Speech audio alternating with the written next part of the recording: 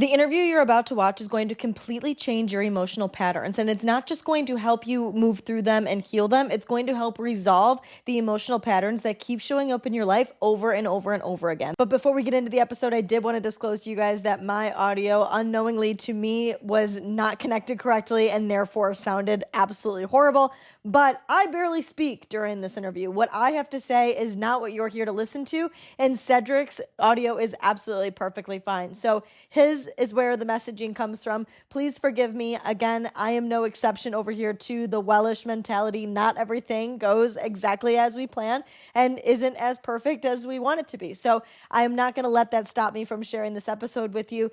Please be patient with me and enjoy everything he has to say, because I promise you do not want to miss this one.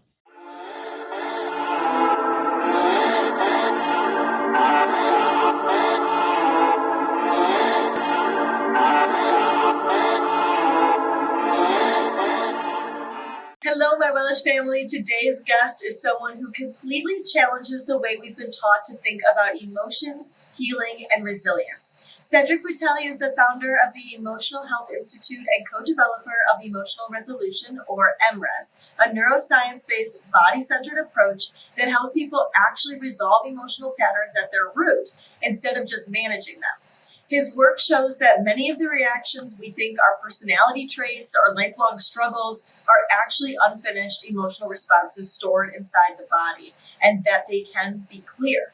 We're talking about how emotions are really made, why coping isn't the same as healing, and what true emotional freedom can look like. Cedric, welcome to Welsh. I'm so happy to have you here. Well, thank you, Sarah, and thank you for having me. I appreciate it. Yeah, I want to start all the way at the beginning. I'd like to hear a little bit of your story. If you could tell me how you first became interested in emotional health and healing work. Yeah, of course. I think it goes back to a long time. Okay, how far away? Well, first of all, let's start at the beginning. At the beginning, I was very close to my grandfather growing up, and my grandfather was a World War II veteran. He was in the maquis. We call that maquis in France. It's basically when people hide in the forest, waiting for a signal from people in the resistance, and then do operation on a Nazi soldier.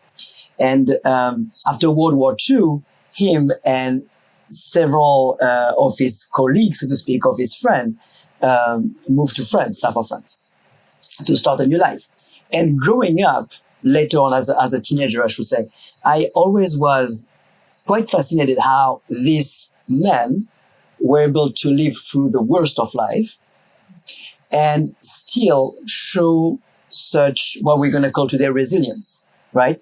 How they were able to, without any type of help. So don't get me wrong, it was PTSD as well, obviously, and CPTSD. But most of the men that were surrounding my grandfather and had a common experience without any type of personal development work were able to reach a point of resilience and carry their family up. So that always was an example for me growing up. Then later on, as I started my career in hospitality business as a chef first, and then working in hotels and restaurants, I was dealing with my own struggle with anxiety, anger, mostly self-directed. And as I was trying to feel better myself, I was going through psychotherapy and all the other stuff. I learned to control all this. I learned to hide it very well. But inside, it was a constant war, constant struggle, which I was managing quite well using white wine. Alcohol was helping me greatly at the time, a bit too much. And later on, when I had the opportunity to manage a large team of people, very quickly you see that you don't manage people, you manage their emotions. You start to learn what's going on in their life, and you kind of tune in a little bit, so you have an understanding of what's going on, so you can talk to them and relate to them. You learn to see what they like doing so they can thrive in their work, what type of customer they like to serve, what type of employees they like to work with. So you manage emotion constantly. That's what you do. And so that was fascinating to me to see how emotional we are and how driven we are constantly by our emotion. As soon as we are afraid, we lose our ground. If we're in a place where we feel comfortable, then we thrive, right? And noticing how many things make us afraid? And now it is different for everybody. Anyway, I did this career until 2008, 2009, and then went to France. I quit my job. I was working for the Ritz-Carlton. I quit my job, went back to France, and started studying somatic therapy. And along the way, I encountered several professionals, and it became very clear that cognitive therapy is useful to understand what might have gone wrong in our path. But the cognitive is never bringing what we would call healing. When we're looking to resolve a debilitating emotional pattern, we have to go through the body, through the somatic. And little by little, working with several people, I co-created a modality called MRES, for emotional resolution, which works beautifully. In 2019, we opened the Emotional Health Institute with Dr. Jacques Fumex in France, and now we're operating out of France, USA, and Japan. And what is the difference between MRES and other modalities is there are some other modalities that do that. I'm sure of it. We don't think we're unique, but it's to resolve debilitating emotional pattern without having to talk about any type of trauma. In a nutshell, that's it. Yeah, no, completely. So I think it's really interesting that you came to the realization that thinking and talking don't do the same thing that getting into your body and finding your emotions in that way did. I'm wondering, you talk about how emotions are made. What is different from how most of us were taught? Is that it, that we think that we can think through everything, but we have to feel through everything? Yes, absolutely. There is a mystification, I would say, of emotion, or maybe a Freudization, from Freud. We have all this idea of what emotions are and what we should do with it, right? I will refer to the work of Lisa Feldman Barrett, who is out of Boston right now, the Boston University. And she wrote this book called How Emotions Are Made, among other ones. But for me, she is kind of like the pope of the neuroscience of emotion right now. And our work is very much based on her work and Antonio Damasio. And she explained very clearly how emotions are made. And I can tell you in about 3 minutes if you want. Please. So there's two things to remember when it comes down to the creation of a debilitating emotional pattern. Number one, we've got to be aware that our brain constantly predicts. Our brain is an amazing machine to predict. This is how we stay ahead of the game. This is how we drive. This is how we know what the food is going to taste like. For example, if you're about to eat an apple, before you bite the apple, you know exactly the taste it's going to have. Your brain is constantly predicting, for example, the taste of the food that you're about to have if you had that food before. Mm-hmm. Constantly. Something that we never think about. Let's say you go for a run and you come home and you're parched. You open the fridge, you're having some water. At some point, you're going to feel not thirsty anymore. You're going to feel satisfied. Well, however, it takes over 30 minutes to your body to integrate the water that you just drank. Your brain predicts exactly how much water you're drinking to not be parched anymore. So we always most of the time function out of prediction. So we have to remember that. We also have to remember, it's important for my work, that we update prediction extremely quickly. For example, if there is an ice cream store opening down the street and I go there, it's a brand new store. So you have all those batches. You have pink batches, white batches, brown batches, but there's no label because they were busy. They didn't have time to put the labels. And I love strawberry, raspberry ice cream. So I go for the pink stuff. And so the person gives me a scoop of ice cream and I go out. I'm having a bite. And as soon as I put it in my mouth, it tastes like smoked salmon. So I was expecting to taste raspberry and it's smoked salmon. And how long do you think it takes? How many spoons do you think I need to remember forever that in this specific store, the pink batch is smoked salmon? Immediately. I need one. And within seconds, I know until I'm proven wrong that in this store, not all over the world, in this store, the pink batch is smoked salmon ice cream. And this happened in a state where I was calm and open. So this experience is going to serve me for the rest of my life. That means if I go in a store and there is no label and I don't know what it is, instead of assuming it would be a flavor, I'm going to ask because I was able to integrate this experience in my whole life. So that's two things. We predict And when we are in an environment that is safe, we update prediction extremely quickly in a matter of seconds. We have to remember that. Second thing we have to remember is we know today how the brain, what is at the origin of any debilitating emotional pattern. At the origin of any one of our fears that we're carrying now, the anxieties, the phobias, etc., the depression, at the origin is always an instant of trauma.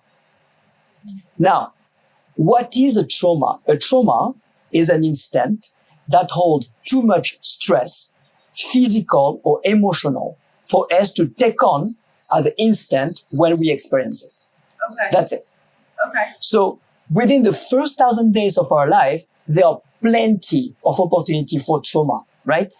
Too cold, too hot, too alone, too noisy, etc., etc. And then afterward, as well. But when we think trauma as adult, we think, I don't know, car accident, sexual trauma, all this. And all these are trauma, but it starts way earlier through just life things. Now, to be clear, I'm not saying that every time a baby is too cold, that's a trauma. No. If a baby is too cold or too hungry and they're evolving in a nurturing environment surrounded by love, a lot of those things are going to resolve by themselves. And here I will refer the work of a gentleman called Boris Cyrulnik. He came up with a study for the French government a few years ago called The First 1,000 Days, showing how the environment of babies are so important. So it's important for us, the partner, the one who don't do the baby, to provide a nurturing environment for the mom and the baby. That by the side. Anyway, so sorry. Sometimes it takes. No, I love this. I love tangents. They're great. So at the origin of our debilitating emotional pattern is always an instant of trauma. Okay. Now, the problem, what creates the pattern is not the trauma per se. What creates the pattern are the instances of dissociation that we're experiencing during a traumatic event. That's important. Interesting. So when we experience an instant that had too much stress, we're going to dissociate. It is a normal process and the brain is putting into place so we do not suffer too much during the instant of trauma. Now, if we're being honest, let's say that I've been sexually abused. If my abuse lasted 5 minutes, do you think I dissociated only once? No. I went in and out, in and out, in and out, in and out. You say during the 5 minutes or after? During those 5 minutes. Okay. We dissociate often, depending on the traumatic event, we dissociate several times. And every time we dissociate, it is an opportunity to create later a debilitating emotional pattern. Why? I'm going to tell you why. I think it's important to understand. Yeah. What you and I, right now, we are aware of consciously is about 2,000 bits of information per second. We are aware of that. At the same time, our subconscious brain has the potential to gather 400 billion bits of information per second. I knew the subconscious was crazy, but I didn't realize it was that insane. So to give you an idea, the conscious will be like a marble. The subconscious is Mount Everest. Wow. That's what it is. Now, our prefrontal cortex currently is filtering a lot of information so we can have this conversation, so we can live in this society. So the prefrontal cortex is filtering a lot of information. From 400 billion to 2,000, really. And something that we need to be aware of is the speed of processing. Consciously, we process at the speed of about 150 miles per hour. Subconsciously, the brain can process data at a speed of about 100,000 miles per hour. Yeah? So that's when the prefrontal cortex is creating a filter. 2,000 bits processed at the speed of 100 miles per hour. In the instant of dissociation, the prefrontal cortex shut down. We dissociate. Right. At that instant, your brain is starting to record at the super high definition 400 billion bits of information per second at an extreme speed, 100,000 miles per hour.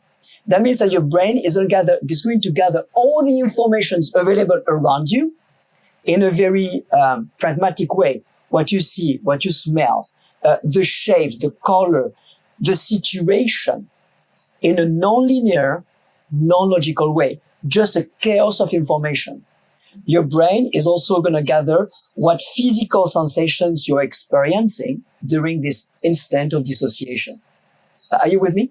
Yeah, 100%. So there's dissociation, no more filter, wow, like a whirlpool of information is being gathered in the brain, a bit as if it was a black box. Okay. Later on, when the brain, the body, is recognizing in our life one or several elements, a smell, a situation, a shape. When the brain recognizes one or several elements that were present during a past instant of dissociation, your brain is going to predict instantly what physical sensations you're about to feel based on what was felt during this specific instant of dissociation. So a couple of things. When I say when the brain recognizes one or several elements present during a past dissociation, it's not conscious. Mm-hmm. You're not going to make a cognitive bridge. Oh yeah, no. Right. It might have happened in utero, at birth, later, anywhere you were dissociated. So you don't remember most of the time. So the brain, the subconscious, recognize an element is going to predict what physical sensations you're about to feel. Now, how do you know that you feel an emotion, Sarah? I feel it in my body. You feel it in your body. You know that you feel an emotion because you feel what we call interoception. You feel physical sensations in your body. Yeah. Those physical sensations that your brain is going to conceptualize as anxiety, fear, depression, anger, those physical sensations that you're feeling now as an adult, you felt them at some point during an instant that you dissociated. Those physical sensations are nothing else but a prediction of your brain. Are you with me? Yeah, that's it. Now the problem is the brain keep on reproducing this prediction because we never let the prediction play out until the end. As human beings, we learn to control our emotion from a very early age. Actually, at the Emotional Health Institute, we work with veterinarians and ethologists to understand how emotions are lived in other mammals. Mm-hmm. Well, we recognize that there's only 3 types of mammals that hold on to trauma. Human beings, pets, and in some cases farm animals. And what is the commonality of these 3 types of mammals is that we control our young. Or I should say, we control their young. We control our young as humans. We control our pets young. We control our pet. And in some cases, we control farm animals. That means that we don't have a chance, an opportunity to let the body learn how to resolve the debilitating emotional pattern. We control our emotion. Anyway, so as we control our emotion through breathing, through stretching, through thinking, through, you name it, we have, through marijuana, drinking, smoking, porn. As we go on, we develop an amazing battery of way to regulate our emotion so we can feel better. Sure, emotional regulation is great. However, it blocks a natural update, a natural capacity for updating those predictions. And that's what MRES does. MRES is extremely simple. We understand today that if the prediction that we feel in our body can be experienced in a safe environment without trying to control, basically without interacting with those sensations. At the end of this prediction, your brain recognizes that whatever created the prediction, whatever stimuli were there, reminding the brain of a previous trauma, at the end of this prediction, you're safe and sound. Now, and I'm sorry if I speak too much. An emotion never lasts longer than 90 seconds. Yes, I did know that. It's all emotions? You know, all emotions, never more than 90 seconds. I didn't realize all of it. No, everything. Now, the problem is we stay in a funk for hours sometimes for different reasons. The reason number 1, we keep on thinking about what disturbs us. So we keep on reigniting the emotion. Or as human beings, we build emotion upon emotion. So something happened, and then we feel resentment, and then we feel shame, and then we feel guilt, boom, boom, boom, boom, boom, boom, boom. Yeah. And so we are on a roller coaster. Mm-hmm. So that's why we can feel in the funk for hours or days, because we keep on producing emotion. We keep on generating outdated predictions. Mm. So anyway, to resolve debilitating emotional pattern is not complicated. You actually have to feel what's happening in your body without trying to understand why, without trying to take some breath or relax. You want to feel what you feel in your body for as long as you feel things without interfering with the prediction.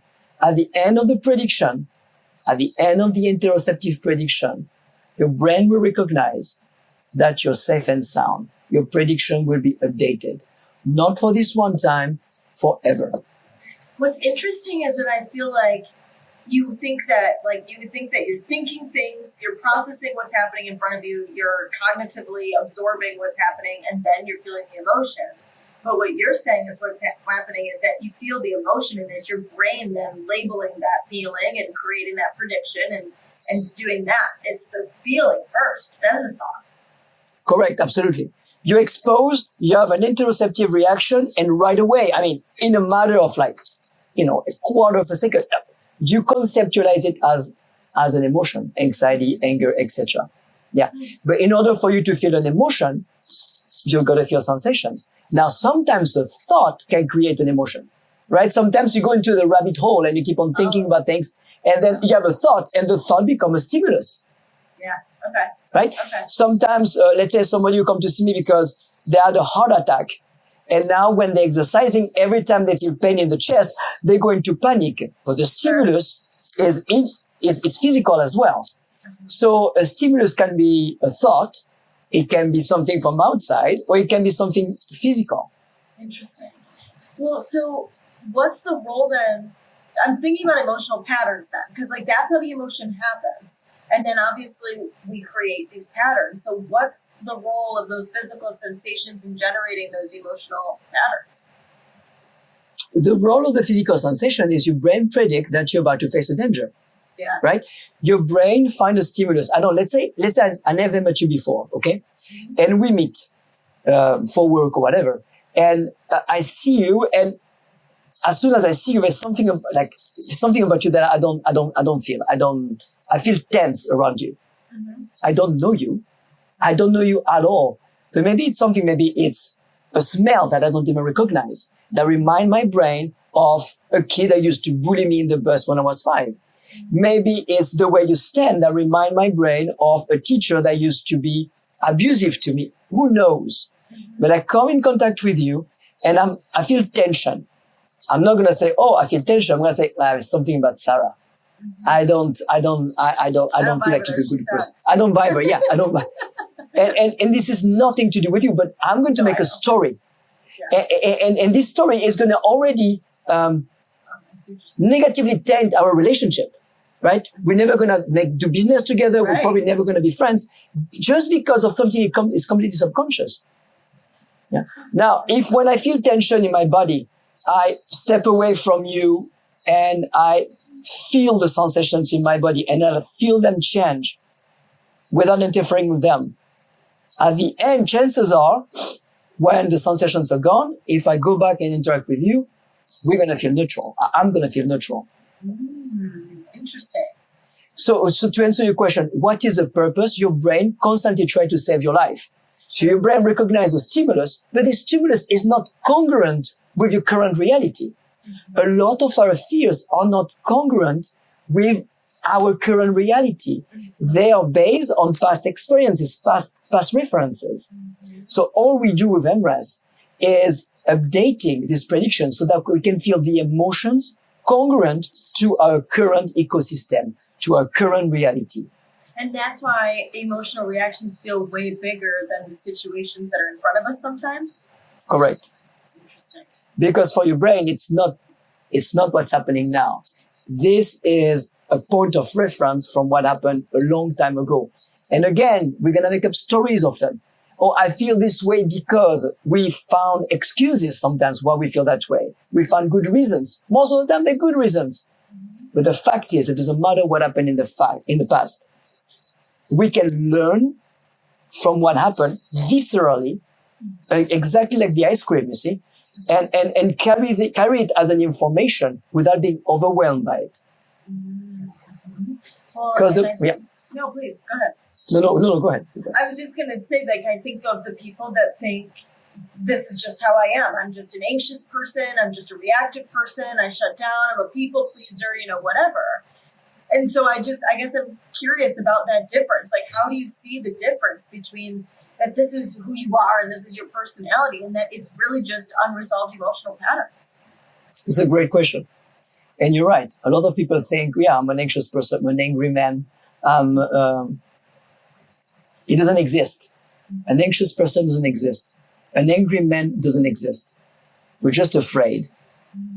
It is not our personality. Of course we have a personality. Of course we carry a DNA. Of course we carry some genetic things. But the thing is, if we are overwhelmed by an emotion, we can decide that it's our personality and this is how it is. You cannot tell me anything because it's just the way I am. So you accept me or you don't. Now, let's be serious. If my reaction is impacting negatively people around me for no good reason, so to speak, but my own fear, let's be intimate with the reaction. Let's resolve it so we can be attuned to what is actually happening in us. But an anxious man or woman, an anxious human, it doesn't exist.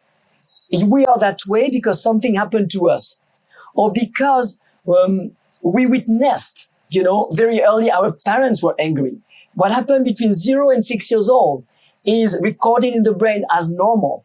So if my mother was very angry, yes, I might mirror that in my life today. It might take effort for me to shift it. But we can shift a lot of things. We can shift most of the things. But everything is stored. Like, these reactions are stored inside of us. It's not being, I guess we are constantly learning them and storing new stuff. Is that kind of what's happening? Or are they all stored? A lot of them are stored. Yeah. I would say most of our reactions are stored. They're just waiting to come out. The purpose is that our brain is constantly trying to keep us alive. Mm-hmm. And so when you're going to find a stimulus that it has a reference of danger in the past, is going to predict what physical sensations you're about to feel. Exactly like when you're about to eat an apple, you're predicting what sensations you're about to have. It is the same process. It is the same process. Okay, so... But, yeah. No, please. But as you were mentioning, a lot of those situations that make us say, oh, I'm an angry person, I'm an anxious person, they're not congruent with our current reality. Mm-hmm. They're not. Mm-hmm. And it's because those things are stored inside of us that we just over time keep thinking that is who we are, because it's almost like confirmation bias in a way. That's right. And then we attach to it. Yeah. Right. So we're attached to it, and we don't question it. Mm-hmm. We stop questioning it. It just become our personality, as you said. Yeah. Mm-hmm. But it's not often. Mm-hmm. So then, what are the implicit emotional memories? Like, how do they keep getting triggered years later? That's because this is how. This is because you keep on being re-exposed to stimuli, right, that create a prediction from your brain. The prediction is an interoceptive prediction, physical sensations. Mm-hmm. And that's your emotion. And then you try to control it, or you just surf on it. A lot of people think that when they feel angry, they should scream and, beat up some pillows, and that's the way to feel your emotion. It's not. Mm-hmm. People think that when they feel deeply sad, they should cry and wail. And that's the way to feel the emotion. It's not. What you do here is you're surfing the wave of the emotion, but you don't feel how it is in the body. If I'm angry and I scream, what do? I release tension. Mm-hmm. And I don't feel what's going on inside of me. Mm-hmm. Okay. Well, and so like the examples you just gave of what people do in order to react to the emotions are obviously the quote unquote negative ones. But then I can also picture people that try to manage their emotions in a positive way, like journaling or reframing or meditating or talking through their emotions. But that doesn't always resolve the emotional reaction itself, correct? Correct. That's what I will call emotional regulation. Okay. And it's very useful because it keeps our sanity. And a lot of people don't know how to do MRES. We kind of knew, right? We're 2019. So, that's why I'm coming to see you. It's to say, yes, emotional regulation is great. However, if you recognize that you have an emotion that keeps on coming back and toxifying your life or your relationship with others, chances are you can resolve it. And you can resolve it by moving your attention to your own flesh, to your own sensations, before doing anything to calming it, denying it, or throwing out to the world and impacting your ecosystem. Come in relationship, in intimacy with your sensations, feel them change until they abate, so your brain realizes that whatever triggered this emotion nowadays in your life is a non-event. Interesting. So that's resolution compared to management. Correct. Compared to control. Okay. So can you explain interoception in simple terms and like why it's so important to the process? Absolutely. Interoception are the physical sensation that we feel in our body, letting us know how we feel.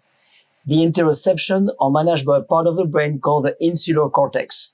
The insular cortex is taking all the information that we feel in our body, the tension, the emptiness, etc., the shaking, and basically conceptualize into I'm hungry, I'm thirsty, I'm horny, I'm anxious.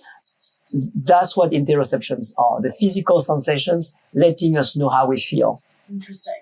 Okay. So then when that happens, being able to feel all the way through it is how you resolve it compared to doing all of those practices just to manage it?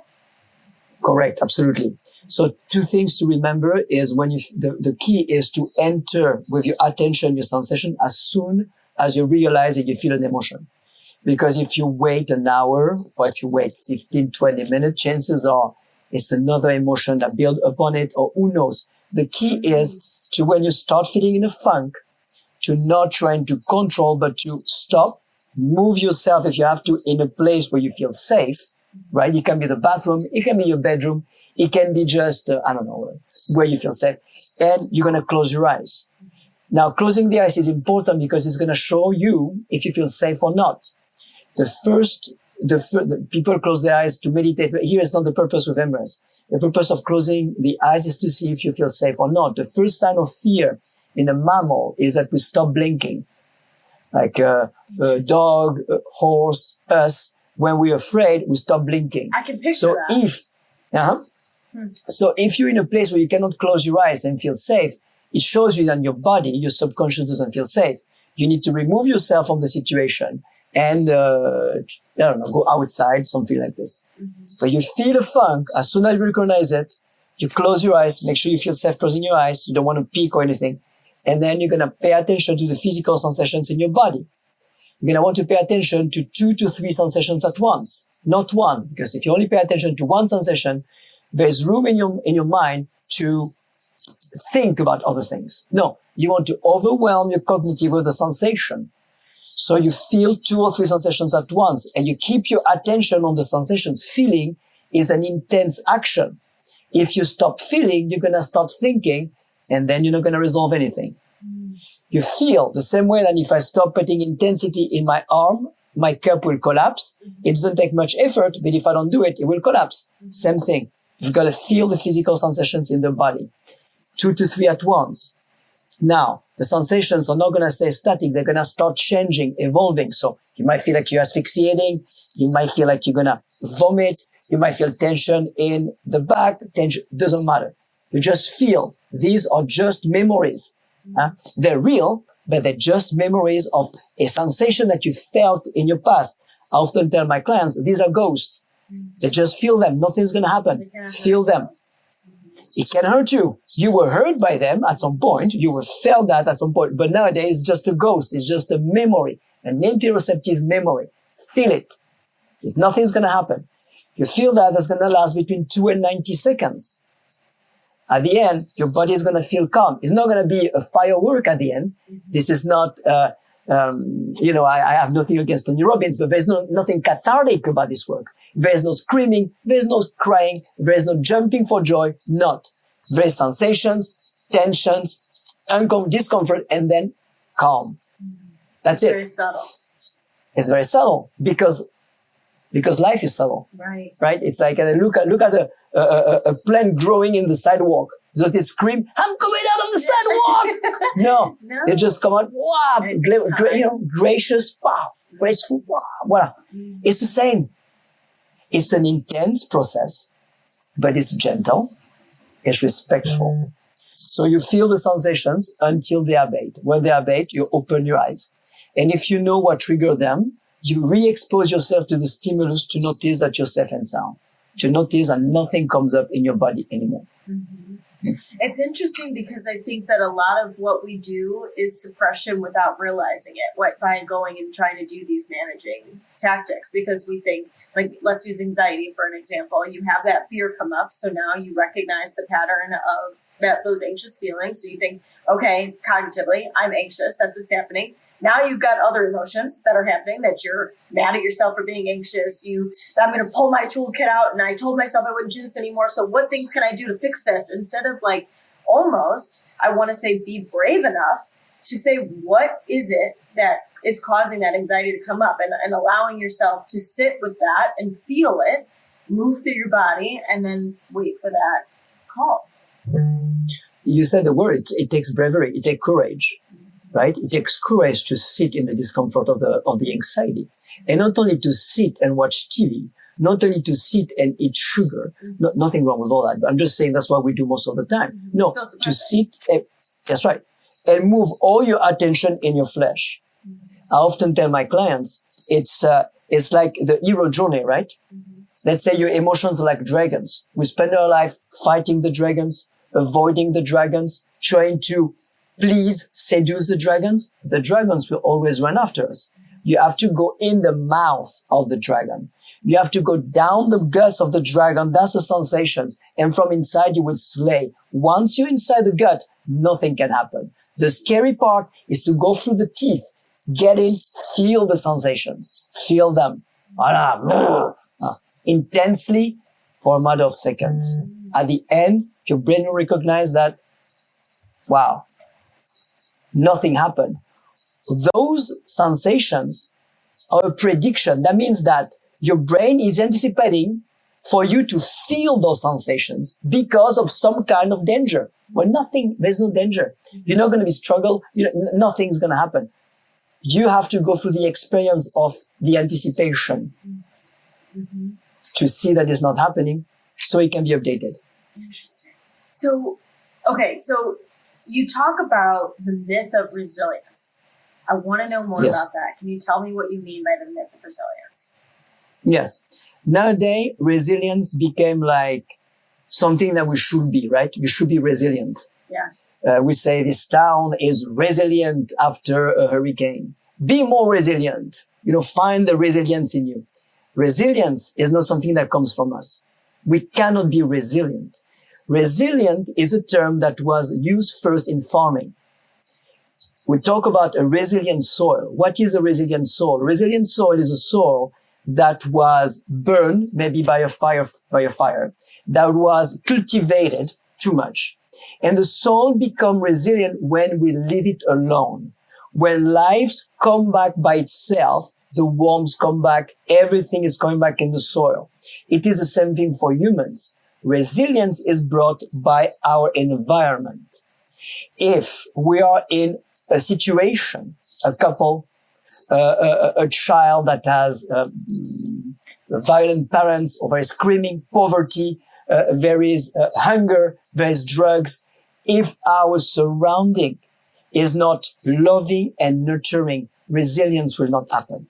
Resilience is brought by our environment. Is not a trait of character.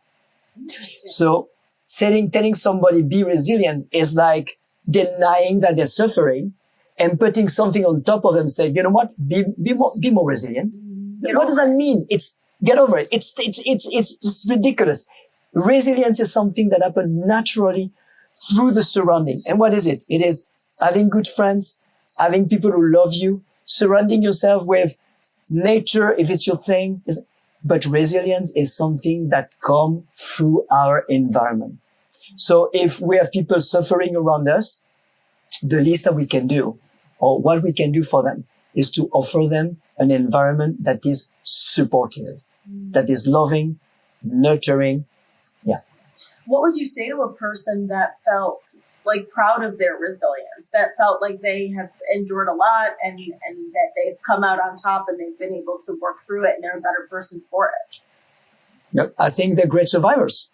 And I think they went through a lot of pain. And I think they went through a lot of control. And I think they went through a lot of suffering to come out of what they lived. And that's, and it is wonderful. However, it took a lot of effort. It took a lot of pain.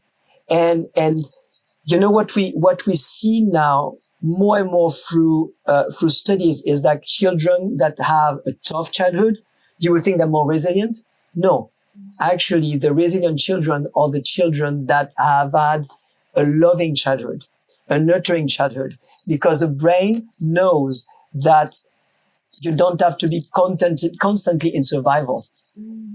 So for those people who had to fight to survive, well, thank God we can do it, but it's so tough.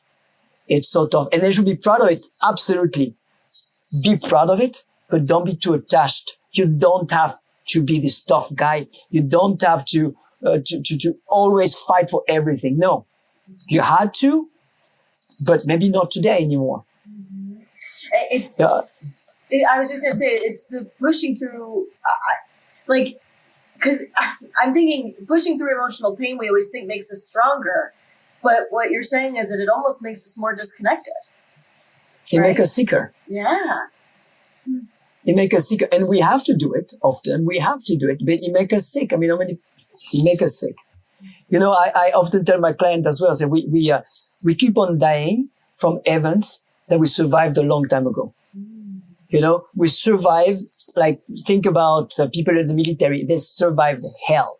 People who have been, child molestation, sexual abuse, etc., etc. We survived hell. And then for years after that, we keep on carrying the wounds of what we finally survived. And we survive because we feel anxiety, because we feel attacked constantly. It is not congruent with what we lived. So we were able to survive all this. Let's now try to find a way to have some peace, to integrate all this so we can be strong, dense, wise, subconsciously of this experience, and we can stop suffering from it.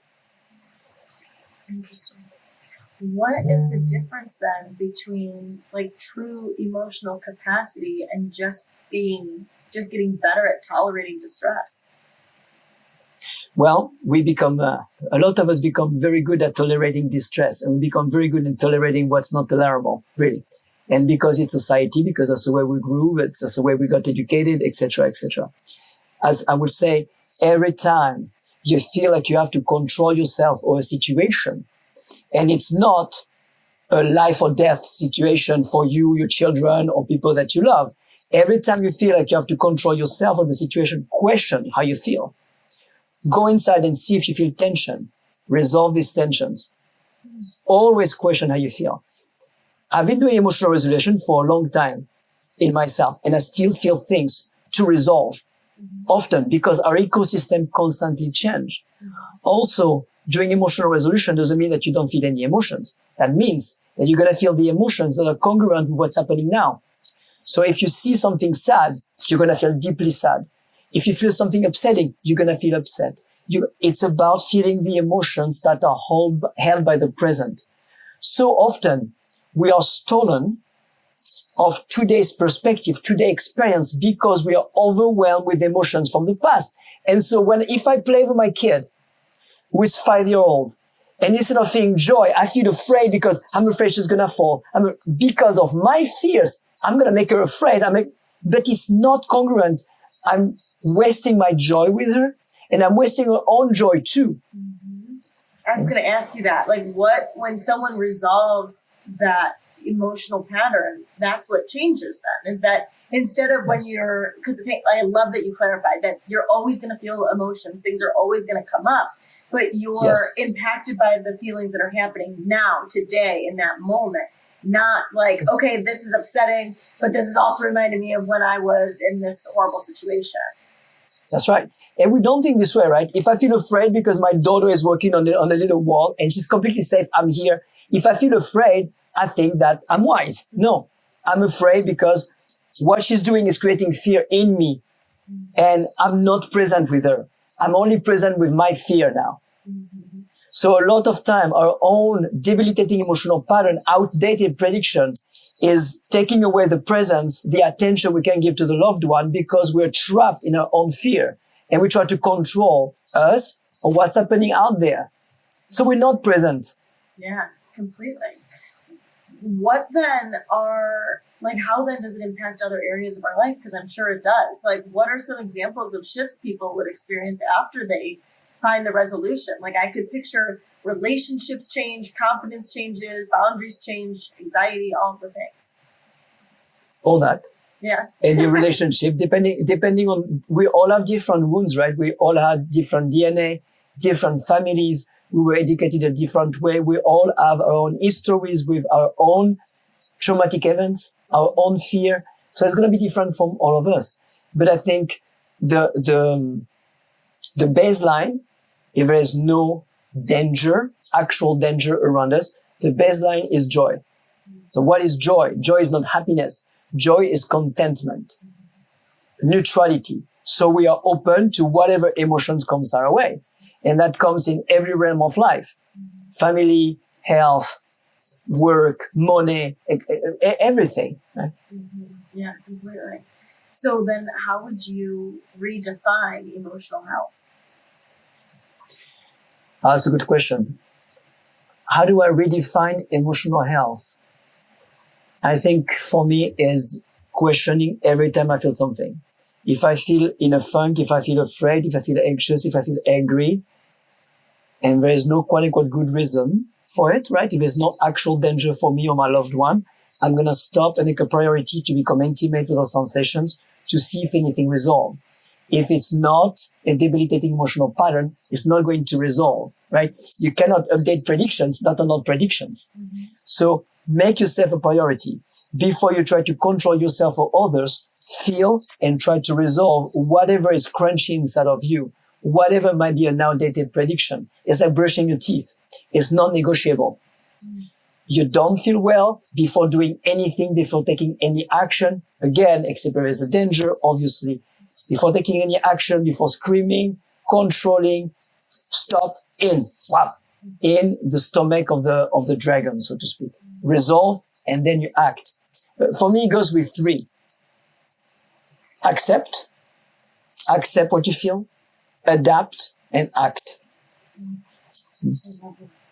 So if listeners had to take one thing about emotions away from this conversation, what would you want it to be? It is that it doesn't matter for how long you've been feeling afraid, anxious, angry, frustrated. It doesn't matter why, in a way. All this debilitating emotional pattern can be resolved. And it doesn't make you less of a man, less of a woman. No. It integrates. Emotional resolution is about integrating experiences. Every time we have those instances of dissociation happening in trauma, we're losing part of our life, part of being isolated in the brain. What we do with emotional resolution is reintegrating this whole experience so that we can move at the epicenter of our life. Okay, so to wrap this up, I like to play a game with my guests. I call it Kinda Toxic, Kinda Well. Essentially, The point of the game is to bring humanity to my guests who seemingly have it all together. But because a lot of the time you are so healed, you give good answers either to the questions or you say, I genuinely don't feel that way. So whatever you feel called to answer, I'm all ears. Okay. Yep. So who are you jealous of right now? What am I jealous of? My daughter.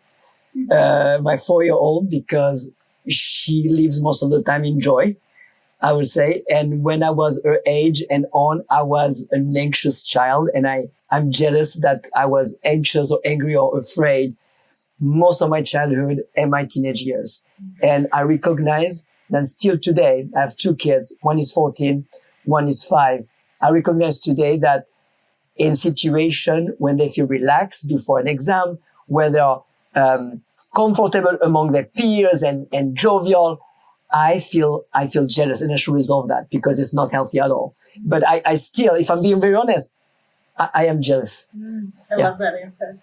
What's a moment recently where you caught yourself ignoring your own needs or choosing yourself instead? Ignoring my needs or choosing myself instead? Okay.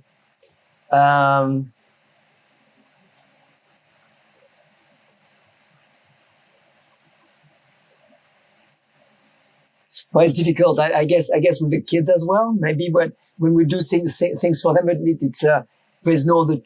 Maybe there's a choice. I don't know. But yeah, putting the kids needs ahead when they're not really needs. Maybe they just want, and not resting or not doing something for work to put them. Maybe. What do you find yourself overthinking about these days? Wow. A lot of things. One thing is, what would be a good way to live? Meaning, not living out of society really, but how can I live a lifestyle that is congruent with what I believe? And a lot of things that I'm doing in society, what I'm interacting with, I don't agree with and feels out of integrity and in many ways. And how can I still interact with society and still live a lifestyle that feels congruent with what I believe and what I think is right for me? Love that. What is a should, like an expectation that you've put on yourself that you've let go of, or one that you know you still need to?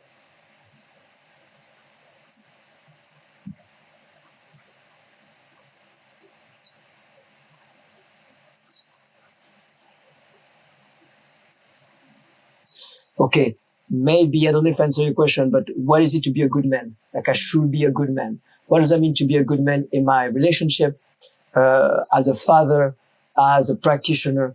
What is it to be a good man today in this society? I should be a better man. But what does that mean exactly?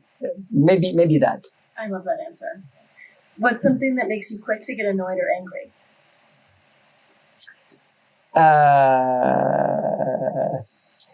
Mess.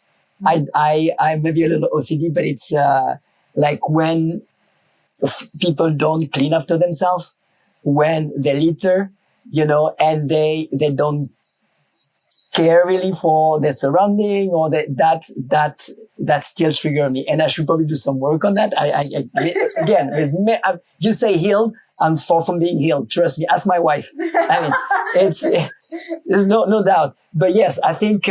Not cleaning after yourself and hoping for people will do after you, or just like don't care because you're not going to come back. I used to work in hotels, right? Okay. And people are such, it's so disrespectful for the staff, Yeah. like the thing they leave in the rooms, and it's like, Jesus Christ. I mean, we are humans. Like somebody else is going to clean after you. Mm-hmm. Can you have a little respect? And I think it's like little things. See, I get triggered, obviously. There's so many things we can do. Just talk. If we think about others, it's like, why don't we do it? Why don't we do it? Mm-hmm. Anyway. It's true. What's a toxic thought you still catch yourself believing? Toxic thoughts. Well, again, if we're being honest, I'm a short guy. Mm-hmm. I'm 5'5", and I still have the toxic thought probably that bigger guys will get more respect, more attention, and I need to put more effort out there in order to get people attention and respect. I like that answer. What's a wellness rule or trend you don't buy into? A wellness rule or trend I don't buy into. Positive thinking. Good one. I think if you have to positive think, it's a way to overrule how you feel, take care of how you feel, accept how you feel, resolve it, and then positive think to bring you somewhere, to open an intention, but don't try to positive your way through things to hide pain. Incredible. If you could leave my wellness friends with one piece of advice on how to become more well than toxic, what advice would you give them? take care of yourself first, not because it is selfish, but because if you take care of your emotion, if you resolve as many of your fear as you can, you're going to deeply impact your relationship with your children, your partners, people that are around you.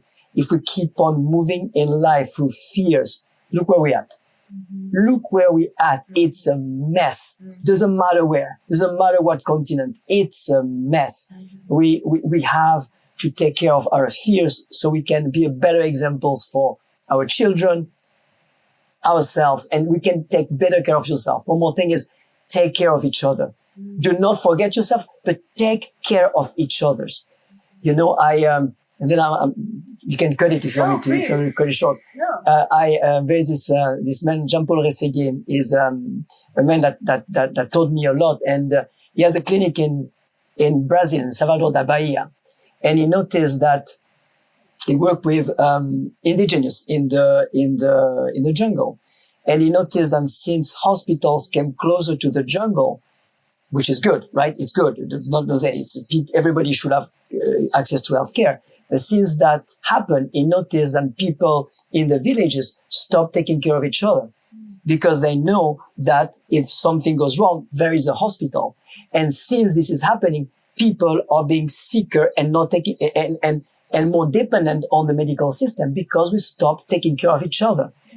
We got to take care of each other. Does that mean to be overprotective? No, but let's care respectfully for each other as much as we can.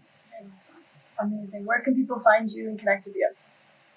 The best way is to go to emotionalhealthinstitute.org or emres.com. They both go to the same place. And here we offer free trainings. We are non-profit, so we offer free trainings, so very low cost trainings. We have practitioners that will help you resolve your debilitating emotional pattern, the conscious emotion, the unconscious emotion, and the subconscious emotions. You know, the one that are just tensions and we make story from. For these ones, it's better to work with a practitioner because it's a bit trickier to get it. You will learn to become a practitioner if you want to as well. If you're a coach, a therapist, an HR professional, if you're a cop, a fireman, a military, a personal, come and check out our training. We teach you how to do this work with other people.